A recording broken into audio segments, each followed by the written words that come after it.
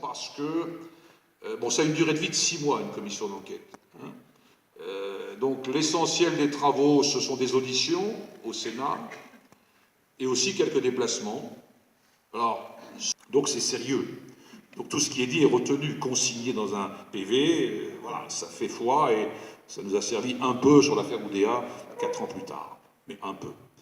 Donc voilà, donc vraiment des travaux intéressants, passionnants. Au début, je le dis humblement, je ne comprenais même pas les questions parfois que je posais, que les administrateurs du Sénat avaient préparées à mon intention, très technique, dans une langue que je ne maîtrise pas encore tout à fait, même si j'ai progressé un peu.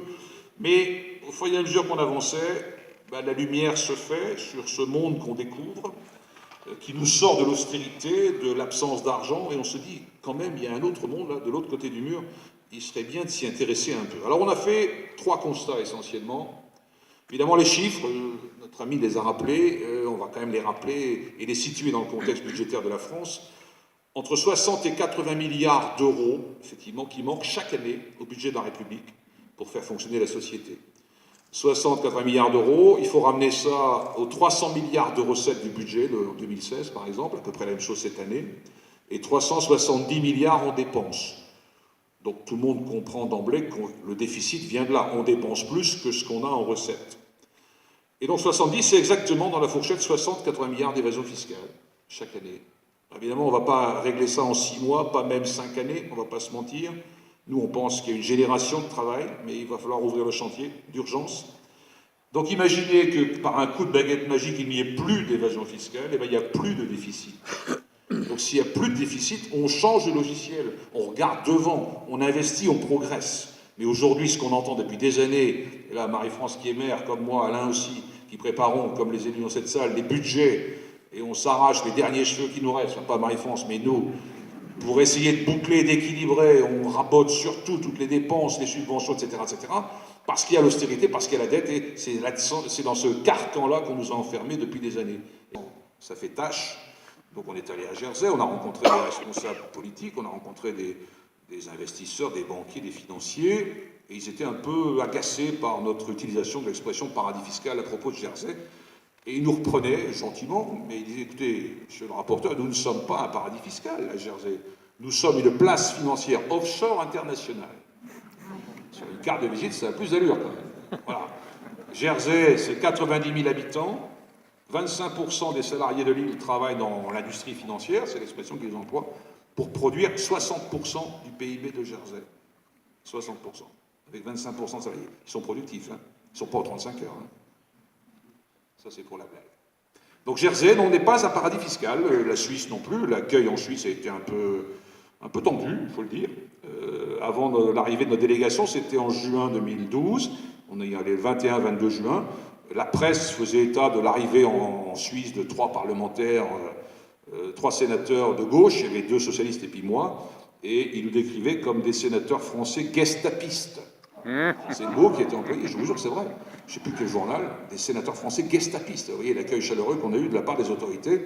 Voilà. On avait demandé à rencontrer des parlementaires suisses de la Commission des finances, ils ont tous gentiment refusé de nous rencontrer. Écoutez, non, ça suffit, ils viennent nous donner des leçons, on ne va pas leur donner de bâton pour nous battre, ils n'ont qu'à regarder ce qui se passe en France, le problème il n'est pas chez nous, il est chez eux en France.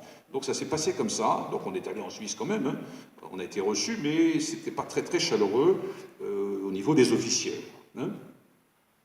Voilà, donc un paradis fiscal, il y a quand même des critères sur lesquels on peut se mettre d'accord, 4 ou 5. Le premier évidemment c'est la fiscalité faible, voire nulle. Hein. Aux Bermudes par exemple c'est 0% la fiscalité, à Jersey c'est pareil.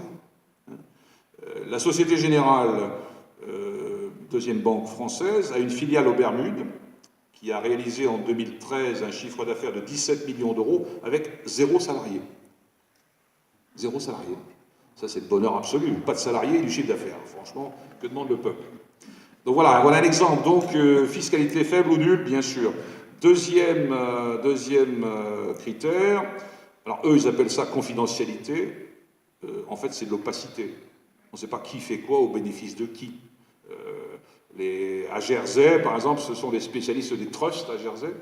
Hein, le trust, c'est un concept anglo-saxon, de droit anglo-saxon, qui permet de dissimuler des actifs.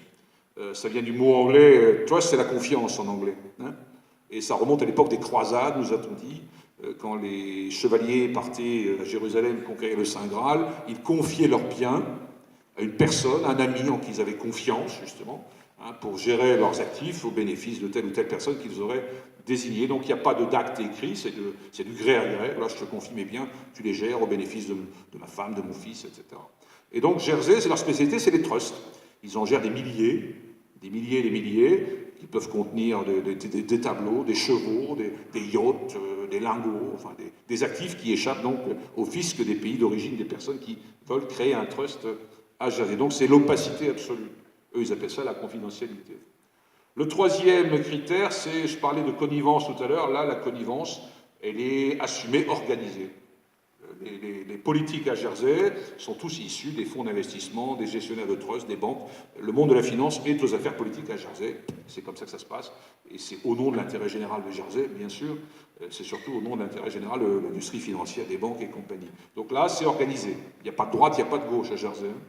Il y a un parlement de 55 membres qui rassemble députés, sénateurs et connétables.